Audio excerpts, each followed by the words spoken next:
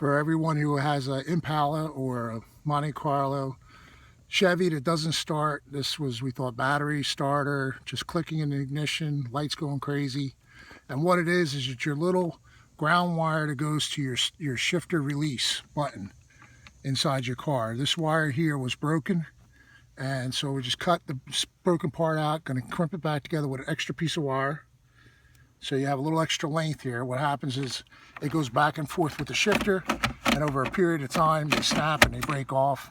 Tested each one of them, they were fine. This black one, this little wire, this little black wire comes from this little switch, is what stops your car from running. Major problem. A lot of people spend a lot of money to get it fixed or just give up on the car completely. Just cut the broken part out, put a splice in there, and your car's good to run. That's it. That easy.